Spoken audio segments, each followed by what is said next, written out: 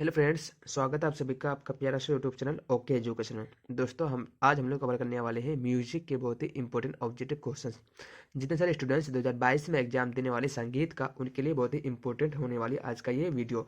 दोस्तों, इससे पहले का वीडियो में हम लोग क्वेश्चन नंबर 1 से लेकर 31 तक का क्वेश्चन कवर कर चुके हैं। अगर आप लोग इन वीडियो को नहीं देखे तो नीचे डिस्क्रिप्शन में लिंक दिया गया है, वहाँ जाकर पहले उस वीडियो को वॉच कीजिए, उसके बाद ही सेकंड वीडियो को वॉच कीजिए। ओके, चलिए तो 32 क्वेश्चन है। करेक्ट, राग कामोद का गायन समय क्या है?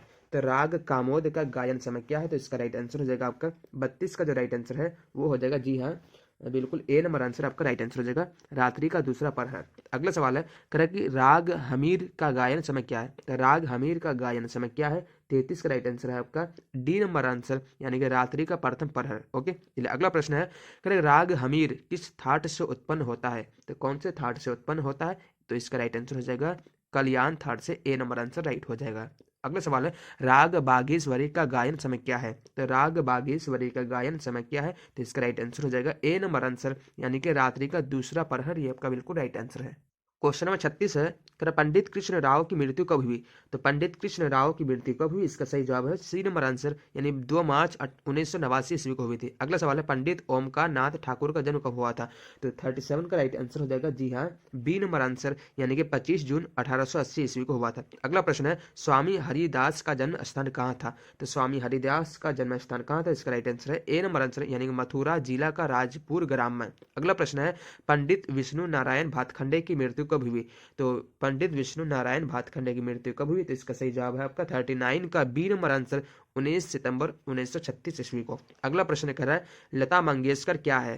तो लता मंगेशकर क्या है? 40 का राइट आंसर है ए नंबर आंसर, महान गायिका है। क्या है? महान गायिका। अगला प्रश्न कर रहा है, 41 अलाउद्दीन के पिता का क्या नाम था? तो इसका राइट आंसर है 41 का साधु खां। ये आपका बिल्कुल ए नंबर आंसर राइट हो जाएगा। अगला प्रश्न कर रहा है, बड़े गुलाम अली खां का निधन कब हुआ? तो इसका निधन कब हुआ था? इसका सही जवाब है आपका 42 का राइट आंसर है सी नंबर आंसर, यानी कि 23 अप्रैल 1968 ईस्वी को। ये आपका बिल्कुल राइट आंसर है। क्वेश्चन नंबर 44 है। 44 में कर रहा है कि सॉरी 43 वाले देख लेते हैं।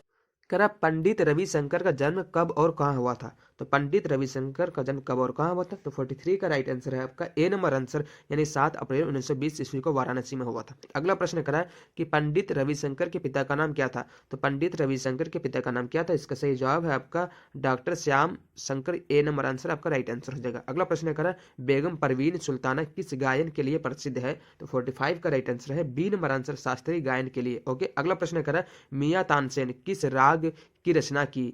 तो किसकी की? तो 46 का सही आंसर है सी नंबर आंसर, ए एवं बी दोनों का, या मियां मल्हार का और ढरवारी कांदरा का। अगला प्रश्न करा, राग आसावरी की जाति क्या है? तो राग आसावरी की जाति क्या है? 47 का राइट आंसर है ए नंबर आंसर, औरब संपूर्ण है। ओके, चलिए क्वेश्चन नंबर 48 है, कह राग तिलक कामोद का वादी संवादी क्या है? तो राग तिलक कामोद का वादी संवादी क्या है? तो 48 का राइट आंसर है ए नंबर आंसर, वादी रे संवादी पौ। वादी क्या होगा? रे, और संवादी क्या होगा? पौ। ओके, अगला प्रश्न करा है कि राग पूर्वी का वादी संवादी क्या? तो राग पूर्वी का वादी संवादी क्या है? तो 49 का राइट आंसर है बी नंबर आंसर, वादी मौ और संवादी नी। ये आपका बिल्कुल राइट आंसर है बी। अगला प्रश्न करा, बेगम अख्तर की मृत्यु कब हुई? तो बेगम अख्तर की मृत्यु कब हुई? तो 50 का राइट आंसर है ए नंबर आंसर, यानी कि 30 अक्टूबर 1974 ईस्वी को हुई थी। ओके, क्वेश्चन नंबर 51 कह रहा है, किस राग में रे रे पौ स्वर समूह का प्रयोग होता है? तो कौन से राग में होता है? तो 51 का राइट आंसर है आपका, जी हाँ, सी नंबर आंसर आपका राइट आंसर हो जाएगा कामोद। अगला प्रश्न करा, राग उत्पन्न करने में सक्षम स्वर समूह को कहते हैं क्या? तो 52 का राइट आंसर है सी नंबर आंसर, यानी कि थाट। ये आपका बिल्कुल राइट आंसर है। अगला प्रश्न करा कि राग बिहाग गायन का उचित समय क्या है? तो 53 का राइट आंसर है आपका सी नंबर आंसर, यानी कि रात्रि का प्रथम प्रहर। ये आपका बिल्कुल राइट आंसर है। अगला प्रश्न करा, राग काफी का थाट क्या है? तो इसका राइट आंसर हो जाएगा 54 का राइट आंसर है ए नंबर आंसर, यानी कि काफी थाट। ये आपका बिल्कुल राइट आंसर है। अगला प्रश्न करा, हमीर हमीर को किस जाति का राग माना जाता है? तो हमीर को कौन सी जाति का राग माना जाता है? तो 55 का राइट आंसर है बी नंबर आंसर, यानी संपूर्ण राग माना जाता है। कह रहा 56 नंबर में, निम्न में से कौन राग यमन में प्रयुक्त नहीं होता है? तो कौन सा राग यमन में प्रयुक्त नहीं होता? तो 56 का राइट आंसर है डी नंबर आंसर, यानी कि मौ। अगला प्रश्न करा, राग की सुंदरता बढ़ाने वाली क्रमबद्ध स्वर श्रृंखला को क्या कहते हैं? तो इसका राइट आंसर हो जाएगा 57 का सी नंबर आंसर, यानी अलंकार कहते हैं। अगला प्रश्न कर रहा है 58, कर किसी राग में किस वाला स्वर, मतलब किस राग में, किसी भी राग में किस वाला स्वर क्या विस्तार क्या है। तो इसका राइट आंसर हो जाएगा 58 का राइट आंसर है आपका जी हाँ सी नंबर आंसर, ये आपका सी करेक्ट आंसर। क्या कहते हैं, आलाप। किसी राग में किस वाला स्वर की विस्तार क्या है, तो आलाप है। अगला प्रश्न क्या है, राग विभाग का वादी स्वर क्या है। तो राग विभाग का वादी स्वर क्या हो जाएगा, 59 का सी नंबर आंसर, ये आपका सी आपका राइट आंसर है नी। ओके, चलिए अगला प्रश्न करा, राग कल्याण यानी यमन का वादी स्वर क्या है। तो राग कल्याण यमन का वादी स्वर क्या है, तो 60 का राइट आंसर है सी नंबर आंसर गौ। ओके, सॉरी नी आपका बिल्कुल राइट आंसर हो जाएगा सी नी। अगला क्वेश्चन करा, राग देश का वादी स्वर क्या है। तो राग देश का वादी स्वर क्या हो जाएगा, 61 का बी नंबर आंसर रे, क्या हो जाएगा रे, आपका बिल्कुल राइट आंसर है। चलिए अगला प्रश्न है 62 में करा है आपका कि अजराडे घराने की वादन शैली की दिल्ली को क्या कहते हैं। तो इसका राइट आंसर है आपका 62 का ए नंबर आंसर, यानी कि आत्मा कहते हैं। अगला प्रश्न है, पंडित हरिप्रसाद चौरसिया निम्न में से क्या बजाते हैं। तो क्या बजाते हैं, तो 63 का राइट आंसर है ए नंबर आंसर, बांसुरी बजाते हैं। अगला प्रश्न करा, सितार वादन की दुनिया में बिहार को शोहरत निम्न में किसने दिलाई।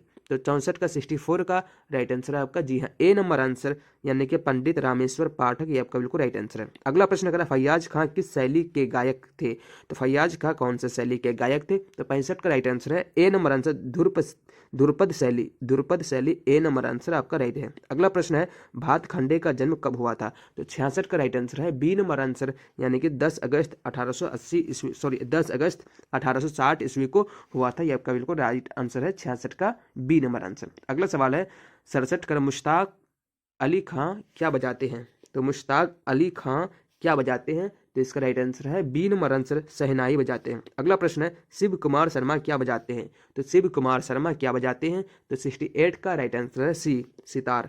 अगला प्रश्न है, कृष्णा राव शंकर का जन्म कब हुआ। कृष्णा राव शंकर का जन्म कब हुआ। तो इसका राइट आंसर है 69 का ए नंबर आंसर, 26 जुलाई 1894 ईस्वी को। अगला प्रश्न है 70, ये लास्ट क्वेश्चन है इस वीडियो का।